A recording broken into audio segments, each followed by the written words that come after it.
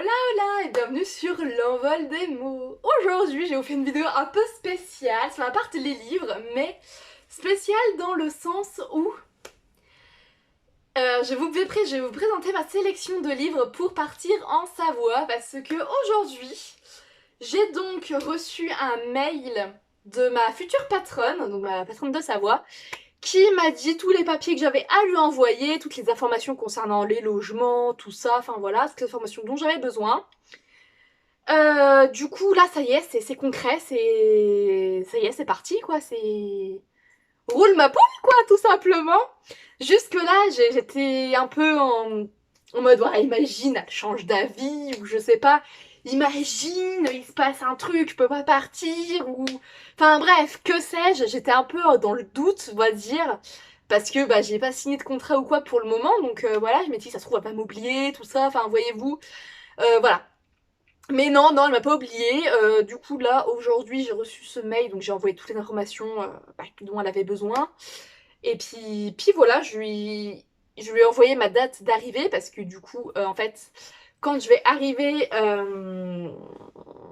comment dire? En fait, ma patronne, elle va, enfin, tous ceux qui prennent le train, tous les salariés qui prennent le train, en fait, ma patronne ou quelqu'un de là-haut, en tout cas, va venir nous chercher à la gare directement pour faciliter l'accès, enfin, l'arrivée, quoi, tout simplement. Parce que si elle venait pas nous chercher en voiture, en gros, on aurait 1 heure de bus à faire. Voilà. Donc bon, clairement, c'est très bien. Si on vient nous chercher, c'est parfait. Tout simplement. Donc elle nous a demandé voilà, de lui dire à quelle date on voudrait arriver et après voilà, elle nous confirmera, nous confirmera si la date lui convient et voilà, et on s'arrangera pour, enfin bref, pour l'arrivée. Et du coup, dans toutes ces informations, parce que oui, je vous parle les livres après, hein, vous inquiétez pas, mais là, voilà, il faut que je vous parle un peu de tout ça, là, parce que je suis un petit peu en stress, les gars, vraiment. En gros, j'ai commencé à faire mes valises. Aujourd'hui, oui, aujourd'hui. Alors, je vous explique parce que dans le gentil mail que j'ai reçu, il est marqué que il faut que je prenne ma couette et mon oreiller. Bon, les draps, oui, ça, voilà, ce que j'avais déjà demandé. Mais il faut que je prenne couette et oreiller. À cause du Covid, voilà, c'est à cause du Covid, on doit prendre les couettes et les oreillers parce que eux, finalement, enfin là, cette année, ils ont plus le droit de les de les mettre à disposition en fait pour nous, même s'ils sont lavés tout ça là-haut, et maintenant c'est à nous de nous émerder. Donc du coup le problème c'est que en prenant le train, dans le train on a un nombre limite de bagages à prendre en fait, voyez-vous. J'ai le droit à un bagage volumineux, donc ma grande valise, euh, et j'ai le droit à 2 sacs mains. Donc mon sac à dos et mon deuxième et l'autre sac que je dois prendre pour mes affaires de toilette et voilà. Donc la couette ça fait un autre bagage, sachant que ma couette je sais même pas dans quoi je vais la transporter. Euh, c'est un peu compliqué là. Je suis un peu en stress par rapport à ça. Du coup c'est pour ça que j'ai commencé à faire mes valises. Pour voir si toutes mes fringues allaient rentrer dans les 2 sacs, enfin dans ma grande valise, dans le premier sac, enfin dans le sac que j'ai prévu simplement, parce que mon sac à dos c'est pour prendre mon ordinateur, puis enfin voilà, mes carnets et trucs comme ça, puis mon livre pour lire dans le train. Mais c'est tout en fait. Puis bon, peut-être un casse-croûte, voilà, mais il n'y a pas grand place pour mettre beaucoup d'autres choses. Donc du coup, faut que tout tienne dans ma grande valise et un sac. Sachant que là, dans ma grande valise, il me manque jean, pull, des t-shirts, parce que je vais pas prendre que des pulls, je vais prendre aussi des trucs un peu plus... un peu moins chaud, on va dire, voilà. Et il manque mes sous-vêtements, voilà. Et là, la valise est déjà pleine, alors que j'ai pas encore ces 3 cloches pleines. J'ai encore allez, un petit peu de place, je peux mettre encore, je pense, 2 jeans. Et voilà. Donc le reste, ça ira dans l'autre sac. Enfin, si j'ai la place. Ah, je vous dis, là, ça me stresse parce que du coup, voyez-vous, ma valise, là, est quasiment pleine. Mon deuxième sac, il sera sûrement plein également, sachant qu'il faut que je prenne ma trousse de toilette. et ma petite trousse à pharmacie. Les livres dans tout ça, je les mets où? Voilà pourquoi je suis en stress en fait. Voilà. Parce qu'en fait, en soi, la couette, ça va encore, mais je suis en stress là parce que mon livre, enfin mes livres, je sais pas dans quoi je vais les mettre. Je pense qu'ils vont être éparpillés un peu partout dans les sacs. Je pense dans ma valise, je vais mettre, je sais pas, 3-4 livres. 3-4 livres dans mon sac. Enfin, dans mon sac de voyage. 2-3 livres dans mon sac à dos. Enfin, voyez-vous, je pense que ça va se disperser comme ça parce que j'ai 22 livres à emporter, les gars. Bon, je vais prendre ma liseuse, hein. Vous inquiétez pas, je vais prendre ma liseuse. Quand même. Mais ma liseuse, déjà, de une, elle est en fin de vie. Voilà. Et de deux, je suis plus trop... Enfin, voilà. Vous voyez, je suis... Voilà.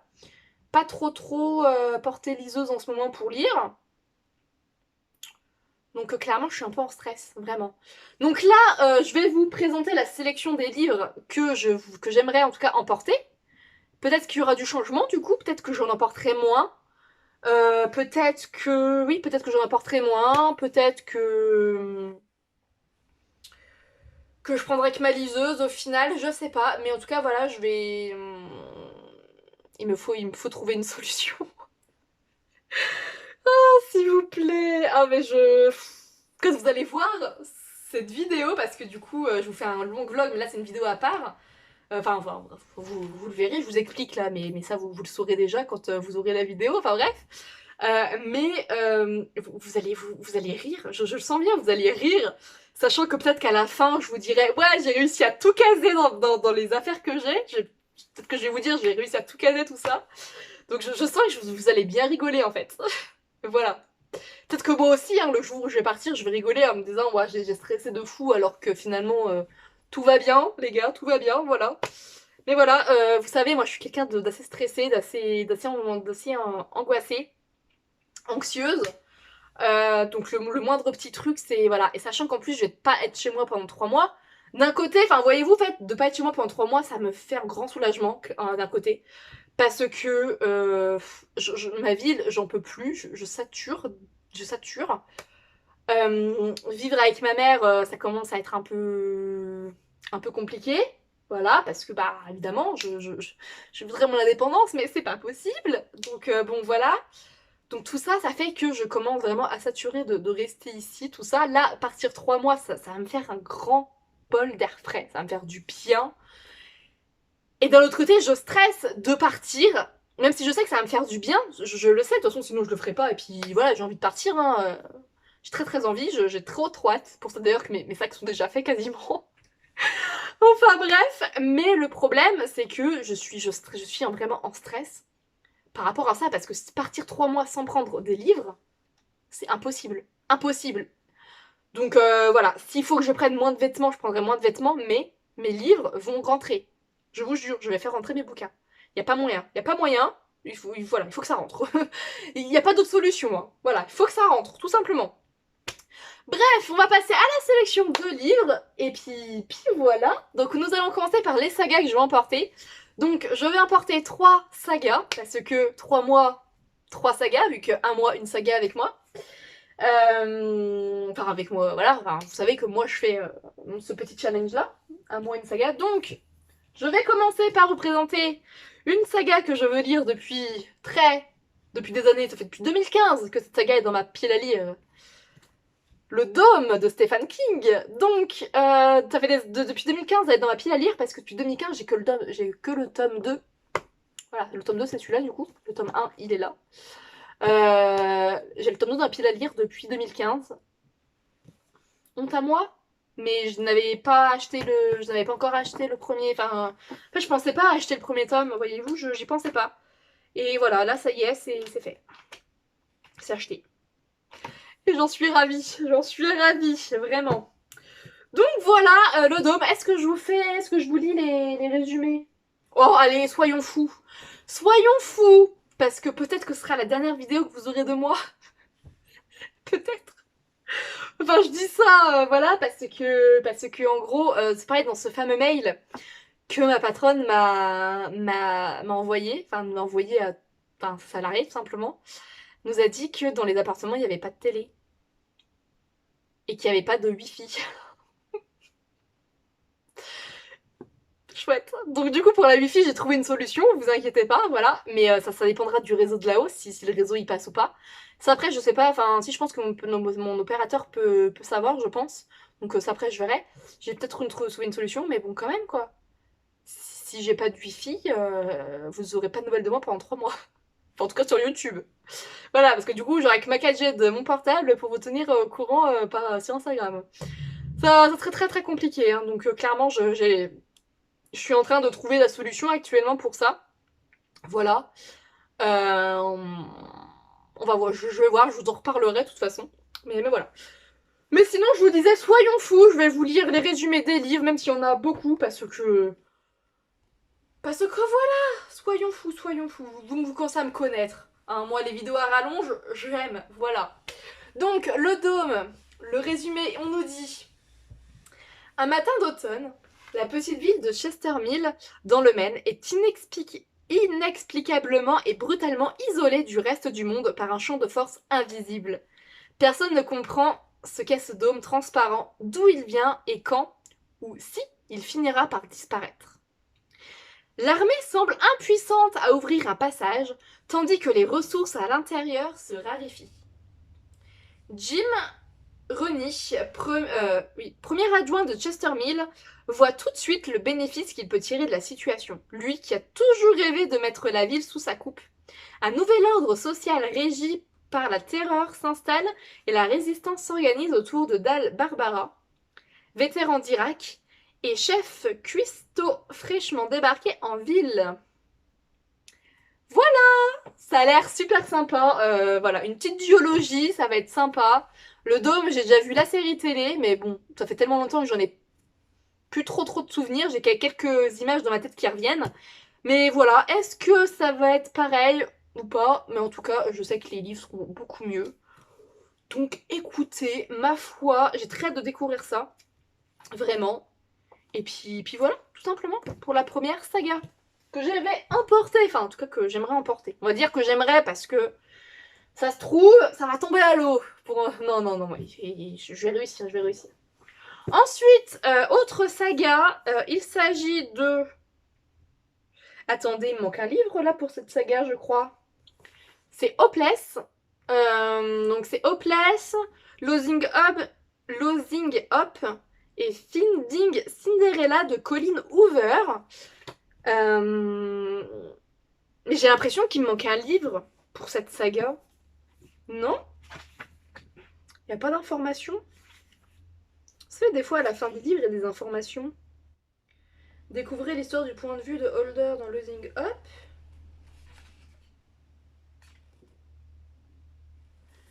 J'ai l'impression qu'il y a un deuxième livre comme ça, Hopeless. Je sais pas pourquoi j'ai ce sentiment-là.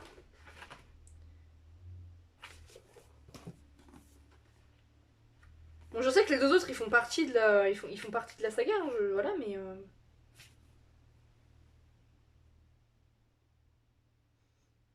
Attendez, que j'aurais... non, c'est bon. Non, je pense que non, c'est bon. C'est bon. Bon, enfin bref, du coup, en fait, nous avons une petite saga assez sympathique de Colleen Hoover, Hopeless. Je vais vous lire le résumé que du tome 1. Parce qu'après, bon, ceux-là, par contre, c'est des tomes compagnons, de ce que j'ai compris, ce qui est marqué derrière. Voilà, c'est des petits tomes compagnons. Donc, ma foi, voilà, moi je vais tout lire en même temps, enfin voilà, hein, une saga, même si les tomes compagnons, voilà, bon, pour moi c'est la même saga. Donc, Hopeless, nous avons ici Sky, qui a 17 ans, il vit avec sa mère adoptive Karen. Elle débute sa dernière année de lycée dans un nouvel établissement où elle ne connaît quasiment personne. Peu importe, de toute façon, Sky ne ressent aucune émotion depuis son enfance. Aussi, quand elle croise Holder, est-elle surprise de l'effet qu'il produit sur elle. D'autant que ce garçon croit la connaître. Alors qu'elle n'a aucun souvenir de lui. Ah, ça m'a l'air sympa ça. Ça m'a l'air super chouette. Non, vraiment, mais je sais pas, j'ai un problème, j'ai l'impression qu'il y a une suite.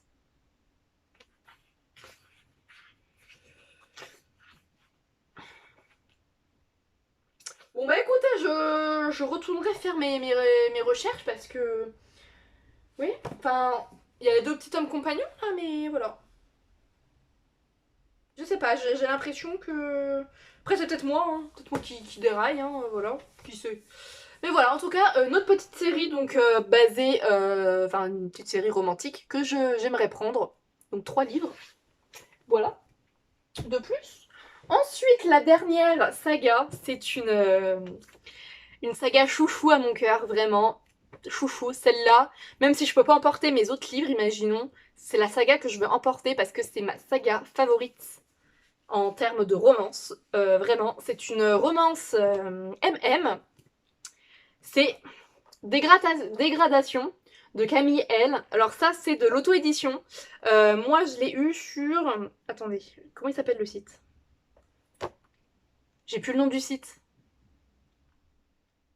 Enfin bref, dans tous les cas, si vous tapez Dégradation Camille L sur Google, vous allez tomber sur le site où est-ce que on peut trouver ses livres.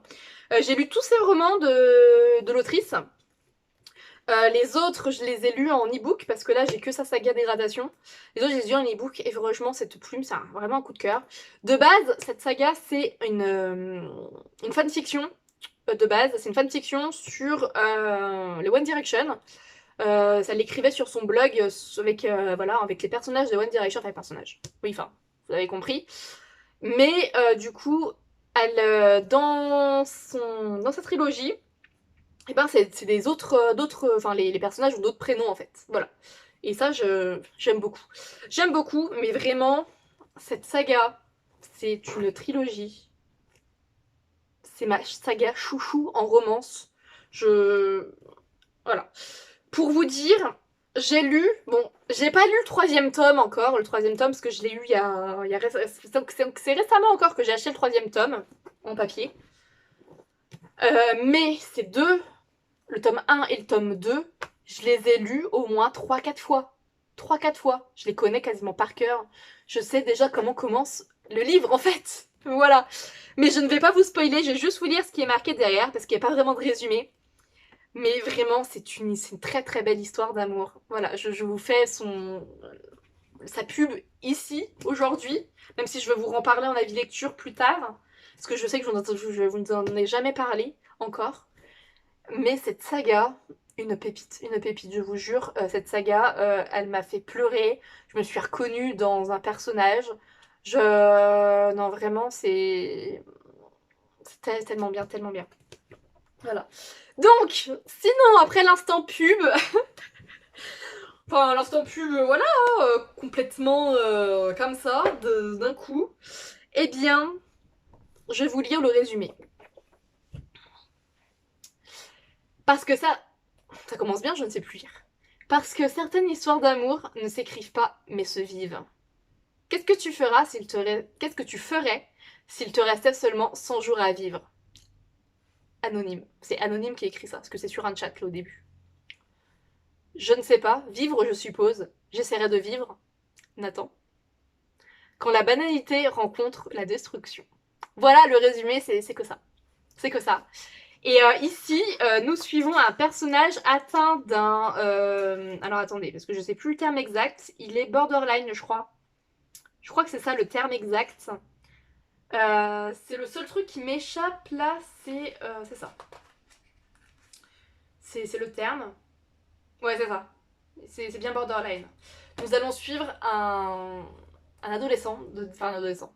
Il a 19 ans, c'est plus vraiment un... Enfin, bref. Un jeune homme, voilà, un jeune homme. Borderline, qui va rencontrer Nathan. Je peux pas en dire plus. Je peux pas en dire plus. Mais vraiment, cette saga, Voilà, voilà. C'est pour ça, là, il faut absolument que je l'emmène là-haut. Vraiment, parce que j'ai envie de relire les 2 premiers tomes et je veux savoir la fin de l'histoire. Voilà, vraiment, c'est quelque chose, c'est vraiment quelque chose. Il faut, pour comprendre, il faut la lire. Vraiment, pour comprendre, il faut la lire. Tout simplement. Donc voilà pour les 3 sagas que je voudrais mettre dans mes valises. C'est pas gagné, mais je voudrais fortement les mettre dans mes valises. Après, c'est des one-shots. Après, c'est que des one-shots. Donc, En one shot, j'aimerais prendre La mer sans étoiles de Erin Morgenstern. Voilà, donc ici, dans la bibliothèque de son université, Zachary Ezra Rollins trouve un mystérieux livre sans titre ni auteur. Il découvre avec stupéfaction qui est décrite noir sur blanc une anecdote de son enfance, qu'il n'a jamais racontée à personne. Tout y est. La fausse porte peinte en trompe-l'œil, l'épée, l'abeille, jusqu'à l'odeur de la sauge. Cette porte, il n'avait pas osé l'ouvrir alors. Une seconde chance lui est donnée de prendre, par un labyrinthe de mots et d'histoires, le chemin de la mer sans étoiles. Un monde merveilleux fait de tunnels tortueux, de cités perdues et d'histoires à préserver, quel qu'en soit le prix. Voilà! Comment dire, il me hype, voilà. J'ai très envie de le lire celui-là, et celui-là, je vais le lire là-haut. Voilà, je veux lire à la montagne. Je veux le lire à la montagne, donc celui-là, c'est sûr, je le prends, voilà. Voilà. Ensuite, je voudrais découvrir Elena Ferrante avec Les jours de mon abandon, également. Olga, 38 ans, un mari, 2 enfants, un bel appartement à Turin, une vie faite de certitudes conjugales et de petits rituels. 15 ans de mariage. Un après-midi d'avril, une phrase met en pièces son existence. L'homme avec qui elle voulait vieillir est devenu l'homme qui ne veut plus d'elle. Voilà! Comment ça va se passer? Je ne sais pas, mais en tout cas, c'est marqué: le roman d'Elena Ferrante nous embarque pour un voyage aux frontières de la folie. Je pense que ça peut être très sympa, puis j'ai envie de découvrir c'est la plume d'Elena Ferrante, donc je me dis, il me tente. Allons-y. Ensuite, nous avons Changer l'eau des fleurs de Valérie Perrin. Violette Toussaint est garde au cimetière dans une petite ville de Bourgogne. Les gens de passage et les habitués viennent se confier et se réchauffer dans sa loge. Avec la petite équipe de fossoyeurs et le jeune curé, elle forme une famille décalée. Mais quel événement emmenait Violette dans cet univers où le tragique et le cocasse s'entremêlent? Avec le succès des Oubliés du dimanche, un nouvel hymne au merveilleux des choses simples. Voilà, ça c'est pareil, c'est un petit un livre assez gros quand même, qui me tente, ma foi, plutôt bien. Voilà, depuis le temps que je viens de le lire aussi, celui-là. J'ai envie de vous dire, il est temps. Bon, après, je vous dis aussi, sachant que ma Wi-Fi sera très restreinte, même si je trouve la solution sera quand même assez restreinte, je pense que j'aurai du temps pour lire, du coup. Oui, sûrement. Sinon, j'aimerais lire aussi Étonnez-moi de Marie Shipstead, je sais pas comment ça se prononce, donc ça c'est une édition France Loisirs aussi. Ici on parle de danse, voilà, ça va changer un petit peu. La grâce, c'est ce que voit Joanne lorsqu'elle regarde danser Arslan Rusakov. La grâce qui la sépare. Elle, petite ballerine à l'Opéra Garnier de cette superstar du ballet soviétique. Pour s'en approcher une fois, une seule, Joanne se glisse un soir dans sa loge pour une étreinte furtive, passionnée comme une supplique. Étonnez-moi.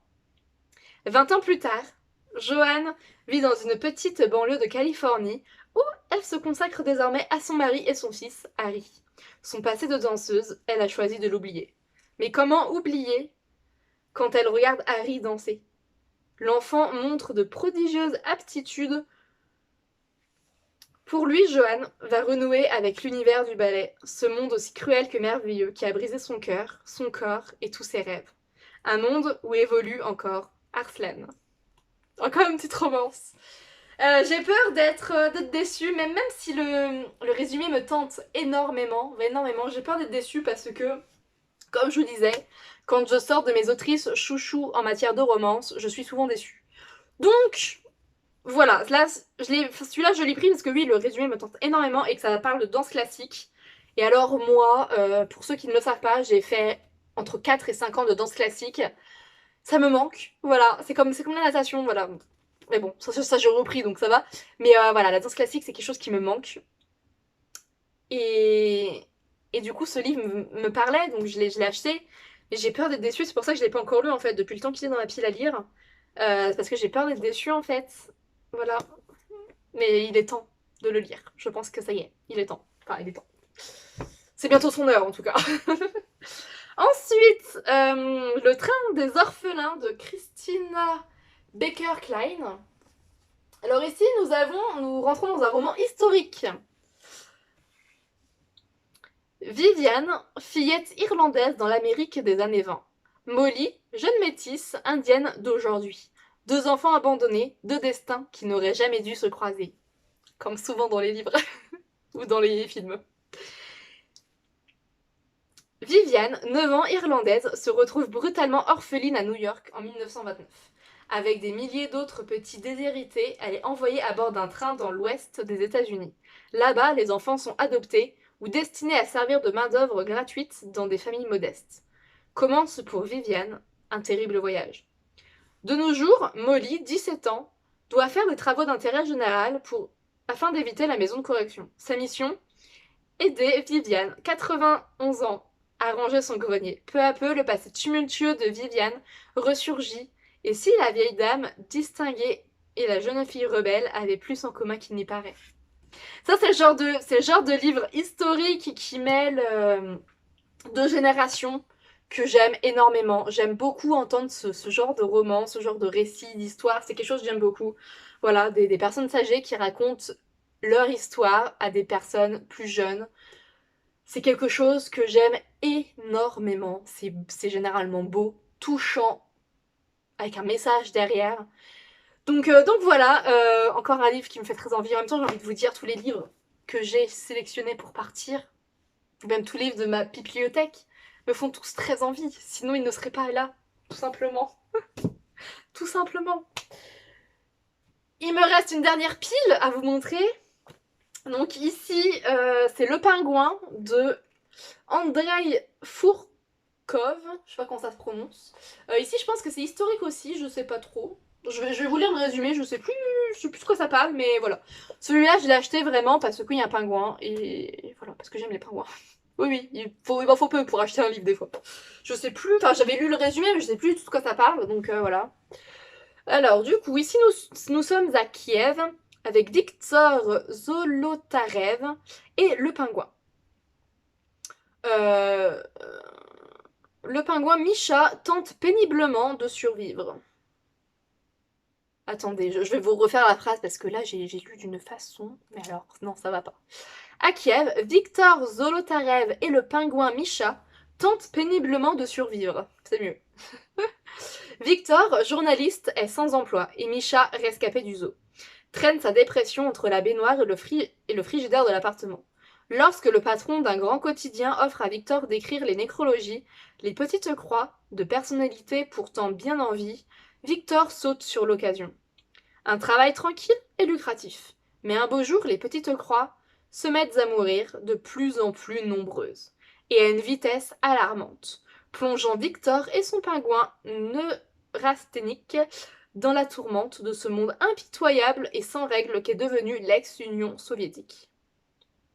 Ça m'a l'air sympa, je me souvenais pas de ce résumé. Mais oui, non, vraiment ça m'a l'air sympa. Donc ça c'est un livre que j'ai lu en bouquinerie. Voilà, qui m'a pas coûté cher, mais qui me tente énormément. Non, vraiment, c'est... Oh, je me souvenais plus du résumé, voyez-vous. Voilà, ça fait ça c'est le signe que ça fait un moment qu'il traîne dans ma bibliothèque. Voilà, le signe typique. Ensuite, nous avons La fille dans les bois de Patricia MacDonald, donc un thriller. Cela fait 15 ans que Blair n'est pas retourné dans la ville de son enfance, depuis que sa meilleure amie Molly a été assassinée. Mais l'état de Céleste, sa sœur gravement malade, ne lui laisse pas le choix. J'ai fait quelque chose de mal sur son... Ok, j'ai fait quelque chose de mal, c'est une citation en fait, voilà. Sur son lit de mort, celle-ci lui révèle que l'homme qui croupit en prison pour le meurtre de Molly est innocent. Blair lui promet de le faire libérer et pour cela, de trouver les éléments dont la police a besoin pour ouvrir le dossier. Elle se lance alors dans une enquête douloureuse pour comprendre ce qui s'est vraiment passé cette nuit-là, lorsque le corps de la petite Molly a été retrouvé dans les bois, non loin de sa maison. Blair est-elle prête à affronter l'atroce vérité ? Le passé est-il révolu ? Un petit thriller sympathique qui m'a l'air assez difficile. Voilà, après j'espère que ça va être bien tourné parce que bon, des fois les thrillers, c'est pas tout le temps bien là. Mais ma foi, on verra bien, écoutez. Hein. J'ai beaucoup dit ma foi dans cette vidéo, j'ai beaucoup dit écoutez, j'ai beaucoup dit beaucoup trop de mots en double. Enfin, beaucoup de fois. Ah non mais je vous dis là, la vidéo, je la tourne. Il est 19h, il fait déjà nuit, donc voilà. Voilà, je la tourne parce que je voulais absolument la tourner aujourd'hui. Et voilà, non mais tout va bien, tout va bien, tout va bien. Hop. Ensuite, je vais finir la saga, enfin finir, n'importe quoi. Continuer la saga de Lisa Gardner avec l'inspectrice... Non, là celle-là c'est l'inspectrice Tessa. Avec l'inspectrice Tessa Léonie, donc oui, je vais finir la saga avec elle, parce que oui, j'ai déjà lu un bouquin, il m'en reste 2 à lire, donc oui, c'est ça, je vais finir la saga avec elle. Donc c'est le Sceau de l'Ange, enfin ça c'est les livres qui peuvent lire indépendamment en fait, mais moi j'aime bien les lire dans l'ordre en fait, pour voir en fait l'évolution des personnages, tout simplement. Donc des petits thrillers, policiers, voilà. Nuit noire, alors pour le Sceau de l'Ange, nuit noire et pluvieuse dans le New Hampshire, je sais pas comment ça se prononce, hein, toujours.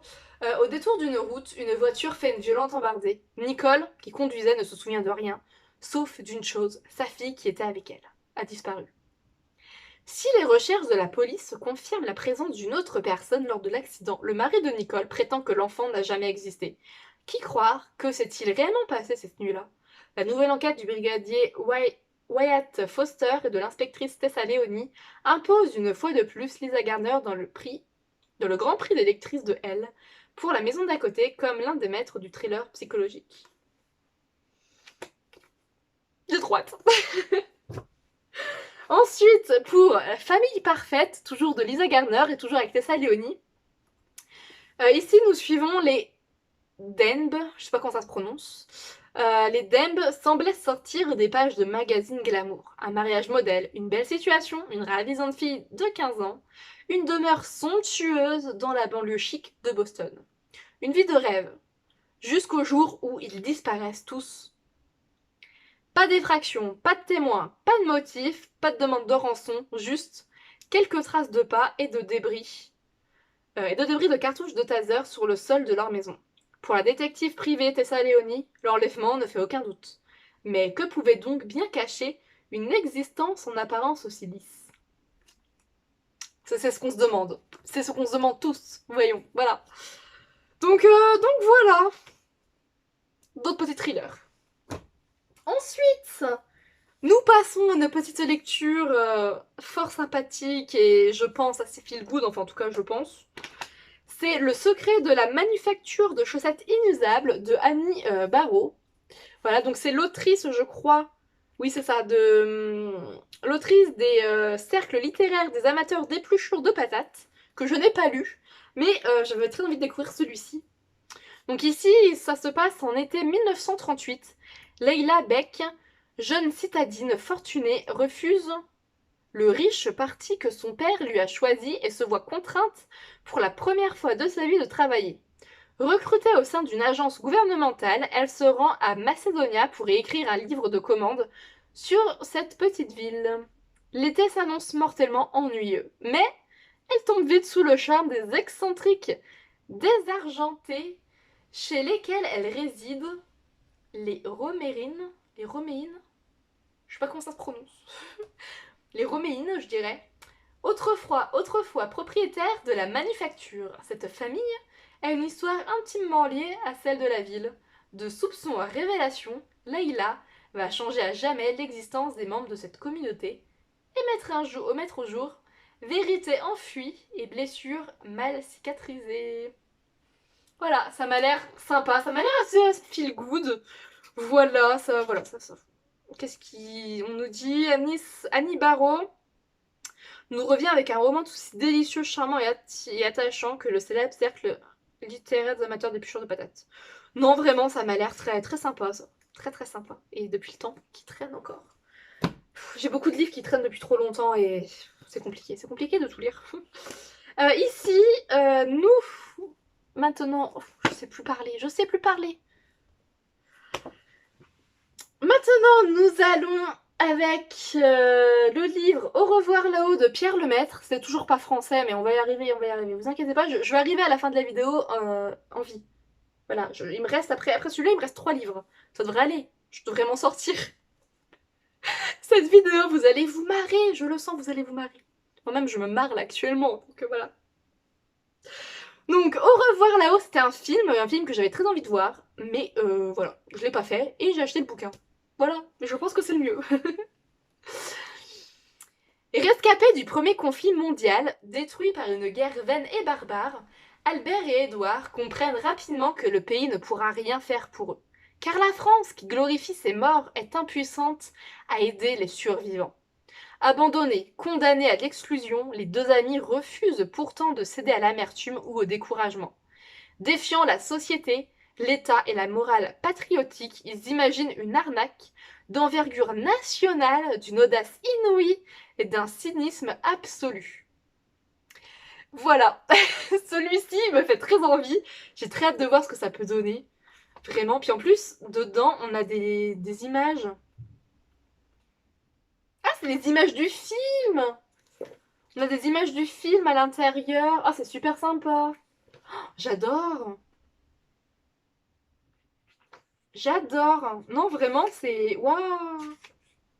Trop bien, c'est trop bien. Enfin bref, voilà. J'ai beaucoup entendu parler de ce livre, même de ce film. Et du coup, j'ai très envie de le découvrir parce que, bah... Enfin voilà, moi j'aime beaucoup. Ça parle un peu ça parle de la guerre, tout ça. Enfin voilà, c'est... Ah, le film est sorti en 2017. Donc le livre est sorti il y a longtemps.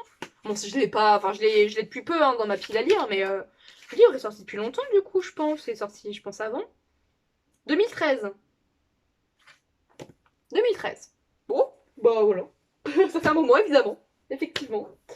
Ensuite, j'aimerais bien emporter Je suis ton soleil de Marie Pavlenko. Très jolie couverture. Déborah démarre son année de terminale sans une paire de chaussures. Rapport à Isidore.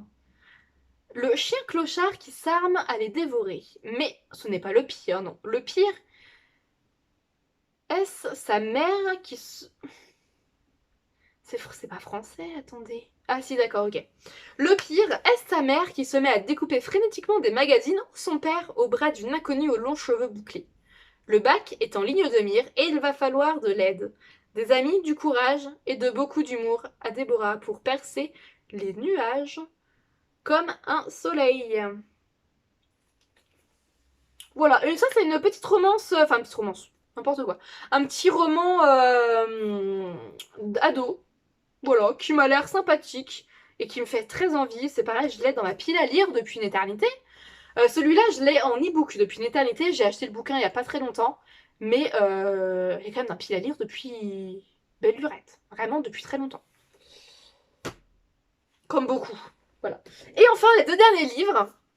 Donc, il s'agit de Falling Again de Morgane Moncomble. Voilà, que je vais emporter aussi, enfin, que j'aimerais en tout cas emporter. Non, celui-là, je l'embarque, c'est sûr. Genre, c'est sûr. Surdoué mais solitaire, Aaron n'a que 5 ans lorsqu'il manque de se noyer. Celle qui le sauve d'une mort certaine n'est autre que Fleur, une petite fille bavarde avec des millions d'amis. Au travers de lettres échangées, les deux enfants se promettent un amour durable, digne des meilleurs dramas coréens, jusqu'à ce que la vie les sépare. 16 ans plus tard, Fleur est une écrivaine romantique mais fauchée qui a perdu toute confiance en elle. De son côté, Aaron est devenu un professionnel du jeu vidéo froid et asocial. Lorsque le chemin se croise à nouveau, Fleur pense que c'est le destin. L'occasion de faire table rase du passé. Seul problème, Aaron semble avoir tout oublié de leur histoire d'amour. C'est un gros problème, effectivement. Voilà. Donc ici, apparemment, c'est une histoire avec les codes un peu drama coréen, apparemment. Enfin, voilà, à voir ce que ça donne, sachant que, bon, vous savez, moi, les romances, j'ai du mal, enfin, bref, voilà. Mais voilà, j'ai envie, le résumé me tentait bien, je me suis dit pourquoi pas, et puis, vous savez bien que ce livre-là, de base, je vais pas l'acheter, parce que c'est un autre livre que je voulais de cette autrice, qui, bien sûr, est ici, c'est Nos âmes tourmentées, de Morgane Moncomble. voilà, c'est par celui-là que je vais commencer à lire cette autrice, par ce roman. Parce que j'ai peur d'être déçue si je commence par celui-là en fait. Parce que j'ai une amie qui l'a lu récemment, ou qui le lit en ce moment, je sais plus.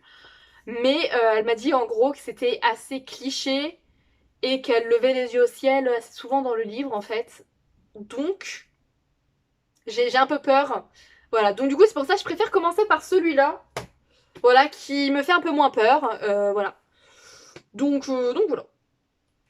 Donc nos âmes tourmentées. Ici nous suivons Azalée. Donc si Azalée a autrefois été une adolescente épanouie, certains événements l'ont poussée à devenir ce qu'on a toujours dit d'elle. Mais le jour où sa mère, qu'elle n'a pas vue depuis des années, décède dans un accident de voiture, son masque de jeune femme froide et indifférente menace de se fissurer. Si elle s'était promis de ne jamais revenir à Charleston, là où tant de choses se sont passées, elle décide de faire une exception. Elle était loin de se douter qu'un seul été suffirait à bouleverser tous ses principes. Car Azalée n'est pas dupe. Son nouveau voisin, le séducteur et tatoué Eden, semble bien décidé à percer tous ses secrets. Voilà. C'est par celui-là que j'ai commencé. Celui-là qui me fait un peu moins peur côté... voilà. Et puis celui-là, c'est Océane qui me l'a envoyé, qui me l'a offert. Voilà. Je te redis merci Océane en tout cas, parce que grâce à toi, je vais pouvoir découvrir Morgane Moncomble avec le livre que je souhaitais. Donc, encore merci. Donc voilà, tout ça, ça fait 21 livres à essayer de caser dans... à essayer de caser. Ça va être très compliqué, sachant qu'il faut que j'essaye de caser aussi mon réveil. Parce qu'il y aura des questions que je me réveille avec mon portable, avec mon téléphone portable. Donc écoutez, ça va être, je pense, compliqué. Mais on va y arriver, on va y arriver. Voilà, tout va bien. Ça va bien se passer. J'ai encore du temps pour penser à tout ça. Mais voilà. Donc voilà, cette vidéo, je sais pas quand ça sortira, hein, je sais pas, peut-être que quand ça sortira, tout sera prêt, je serai prête à partir, peut-être que quand je vais partir, elle sera pas encore sortie. Enfin si, j'espère qu'elle sera sortie quand même quand je vais partir. Donc voilà. Donc bah écoutez, moi là pour le moment, je vais vous laisser là. J'espère que cette petite vidéo vous aura plu. Et puis bah voilà, comme d'habitude, mettez des petits pouces en l'air, enfin commentez, partagez à tout le monde, enfin tous vos amis, tout ça sur les réseaux sociaux, etc. Ça m'aide fortement. Et puis bah moi sur ce, je vous souhaite une très belle journée, de très belles lectures et je vous dis à très vite.